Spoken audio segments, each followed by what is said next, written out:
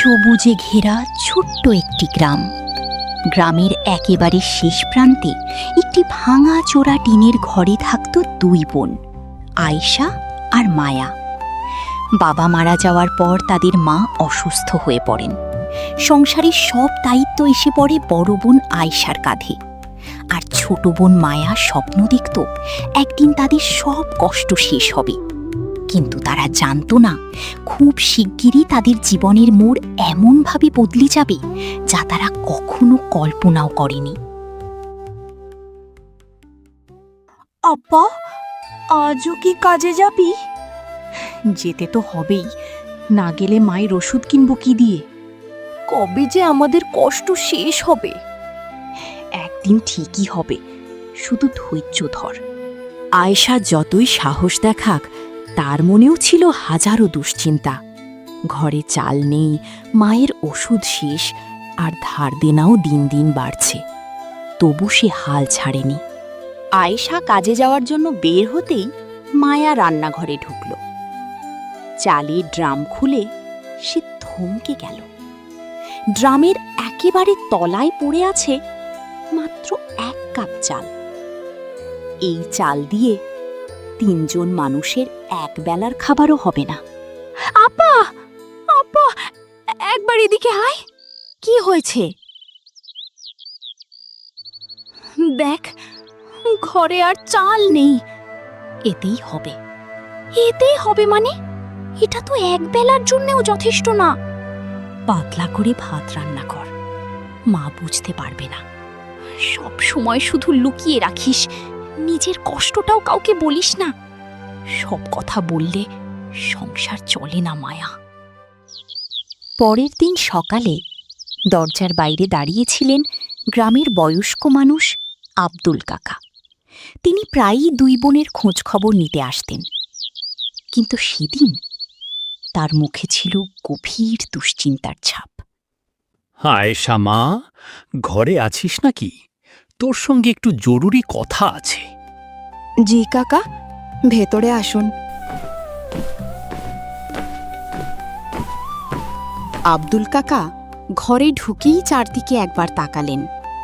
ভাঙাচোরা ঘর, চুলার পাশে উল্টে রাখা খালি হাঁড়ি, সব কিছুই যেন তাদের অভাবের গল্প বলে দিচ্ছিল। দৃশ্যটা দেখে তার বুকটা হঠাৎ ভারী হয়ে উঠল। আজও কিছু রান্না হয়নি? হয়ে যাবে কাকা, একটু পরেই রান্না করে ফেলব। মা, আমার কাছে মিথ্যা বলিস না। আয়েশা কখনো কারো কাছে হাত পাততে চাইত না। অভাব লুকিয়ে রাখাই যেন তার অভ্যাস হয়ে গিয়েছিল। চল মা, আমার সঙ্গে চল, আমার বাড়ি থেকে একটু চাল ডাল নিয়ে যা। না কাকা, আমরা নিতে পারবো না। সাহায্য নিতে নিতে মানুষ একদিন নিজের ওপর ভরসা হারিয়ে ফেলে। আপা, সব সময় এত আত্মসম্মান দেখালে হবে? সম্মান একবার হারালে টাকা দিয়ে আর ফেরত পাওয়া যায় না। তুই একদম তোর বাবার মতোই কথা বলিস। মানুষটা যেমন সৎ আর আত্মসম্মানী ছিল, তুইও ঠিক তেমনই হয়েছিস। যাই হোক, আমি আজ একটা ভালো খবর দিতে এসেছি। জমিদার বাড়ির মালিক একজন সৎ, পরিশ্রমী আর বিশ্বস্ত মানুষকে স্থায়ী কাজ দেওয়ার জন্য খুঁজছেন। আমার মনে হলো এই কাজের জন্য তোর চেয়ে যোগ্য আর কেউ নেই। আপা, চল না, এই কাজটা পেলে আমাদের সব কষ্ট শেষ হয়ে যাবে। 2 বোন তখনও জানতো না, জমিদার বাড়িতে যাওয়ার সেই সিদ্ধান্তই তাদের ভাগ্যের দরজা খুলবে। আবার একই সঙ্গে এমন এক পরীক্ষার সামনে দাঁড় করাবে যা তাদের সম্পর্ককেও বদলে দেবে। পরদিন সকালে আব্দুল কাকার কথা ভেবেই আয়েশা আর মায়া জমিদার বাড়ির উদ্দেশ্যে রওনা দিল। বিশাল বাড়িটা দেখে মায়ার চোখ বিস্ময়ে বড় হয়ে গেল, আর আয়েশা শুধু মাথা নিচু করে উঠোনে দাঁড়িয়ে রইল। ঠিক তখনই জমিদার সাহেব বারান্দায় দাঁড়িয়ে দূর থেকে 2 বোনকে লক্ষ্য করলেন। আব্দুল কাকা যে মেয়েদের কথা বললেন, হয়তো সেই 2 মেয়ে ওরাই। করিম চাচা, আমার একটা কাজ করে দেন। জি মালিক। এই বলে জমিদার ধীরে ধীরে নিজের হাতের দামি সোনার ঘড়িটা খুলে করিম চাচার হাতে তুলে দেন। তারপর শান্ত গলায় বলেন, এই ঘড়িটা মহলের ঢোকার রাস্তার পাশে এমনভাবে রেখে আসবেন যেন সহজেই কারো চোখে পড়ে। আমি দেখতে চাই ওই দুই মেয়ের মধ্যে সত্যি সততা আছে কিনা। জমিদারের কথা মতো করিম চাচা ঘড়িটা নিয়ে মহলের প্রবেশপথের পাশেই রেখে দেন। কিছুক্ষণ পর দুই বোন সেই রাস্তা দিয়ে হেঁটে যাচ্ছিল। হঠাৎ তাদের চোখে পড়ে দামি সোনার ঘড়িটা। ঘড়িটা দেখে ছোট বোন অবাক হয়ে বলে, আপা, দেখো তো কি সুন্দর একটা সোনার ঘড়ি, মনে হয় অনেক দামি, হয়তো কারো হাত থেকে পড়ে গেছে। আপা, যদি আমরা এটা নিয়ে যাই, এত দামি জিনিস কিন্তু জানতেও পারবে না। মায়া, কি বলছিস এসব? আমি তো শুধু বললাম, ভাবলাম আমাদের তো অনেক অভাব। অভাব আছে বলেই অন্যের জিনিস নেওয়া যাবে না। মনে রাখিস, অন্যের জিনিসে হাত দেওয়া পাপ। যার ঘড়ি তাকে ফিরিয়ে দেওয়াই আমাদের কর্তব্য। আয়েশা ঘড়িটা হাতে তুলে চারদিকে তাকালো, তারপর সোজা বাড়ির ভেতরের দিকে হাঁটতে শুরু করল।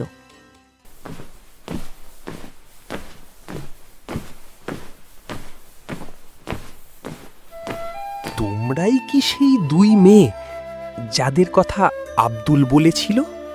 জি, আমি আয়েশা, আর এ আমার ছোট বোন মায়া। আমরা দুজনেই আব্দুল কাকার কথা শুনে এসেছি। ও তাই নাকি? চলো মা, জমিদার মশাই তোমাদের জন্যই অপেক্ষা করছেন। এই বলে করিম চাচা দুই বোনকে নিয়ে ধীরে ধীরে জমিদার বাড়ির দ্বিতীয় তলায় উঠে গেলেন। সেখানে জমিদার আগেই তাদের জন্য অপেক্ষা করছিলেন। দুই বোনকে দেখেই তিনি মুচকি হেসে বললেন, তোমরাই কি সেই দুই বোন? আচ্ছা, বলো তো, তোমরা কে কি কাজ ভালোভাবে করতে পারো? জি জমিদার মশাই, আমরা ঘরের সব কাজই করতে পারি। আচ্ছা, ভালো। তাহলে করিম চাচা, আমাদের মহলের দেখাশোনার কাজগুলো এদের বুঝিয়ে দিন। জমিদার মশাই, একটা কথা ছিল। আসার সময় এই ঘড়িটা রাস্তায় পড়ে থাকতে দেখেছি। মনে হয় এটা আপনার ঘড়ি। জমিদার ঘড়িটার দিকে তাকিয়ে হালকা হেসে বললেন, যদি বলি ঘড়িটা তোমরাই রেখে দাও? না জমিদার মশাই, এটা তো আমাদের নয়। তোমাদের তো সংসারে অভাব আছে, তবুও নেবে না? অভাব আছে, কিন্তু অন্যের জিনিস নেওয়া ঠিক হবে না। আয়েশার উত্তর শুনে জমিদারের চোখে একরাশ সন্তুষ্টি ফুটে উঠল। তিনি বুঝলেন আব্দুল কাকার কথা মিথ্যা ছিল না। কিন্তু ঠিক তখনই উপরের বারান্দা থেকে একজন যুবক সবকিছু দেখছিল। তার চোখে ছিল ঈর্ষা।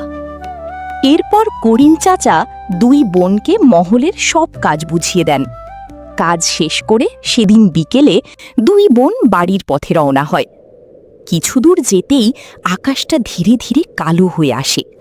দূরে দূরে বিদ্যুৎ চমকাতে থাকে। মায়া বারবার আকাশের দিকে তাকায়, আর আয়েশার মনে শুধু মায়ের চিন্তা। আপা, মনে হয় আজ অনেক বৃষ্টি হবে। হ্যাঁ, তাড়াতাড়ি হাঁট, মা একা আছে। হঠাৎ প্রচণ্ড বাতাস শুরু হলো।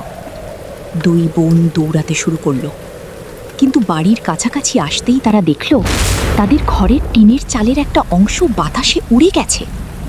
দুই বোন ছুটে ঘরে ঢুকল। মা মাটিতে পড়ে আছেন, চারদিকে বৃষ্টির পানি ঢুকছে। মা, মা চোখ খোলো। মায়া, পানি আন তাড়াতাড়ি, মায়ের শরীর তো একেবারে বরফের মতো। আয়েশা মাকে বুকে তুলে নিল। মা, তুমি আমাদের ছেড়ে যেও না। বাইরে তখন ঝড়, ভেতরে দুই বোনের কান্না। মায়ের জ্বর এতটাই বেড়ে গিয়েছিল যে আয়েশা বুঝতে পারল আজ রাতেই ডাক্তার না আনলে বিপদ হতে পারে। এই ঝড়ের রাতে আয়েশা আর মায়া কি তাদের মাকে বাঁচাতে পারবে, নাকি ঝড় তাদের জীবনে নিয়ে আসবে নতুন কোনো বিপদ? জানতে হলে দেখতে হবে গল্পের পরের পর্ব। পরের পর্বটি পেতে ভিডিওতে লাইক দিন এবং চ্যানেলটি সাবস্ক্রাইব করে আমাদের সঙ্গে থাকুন।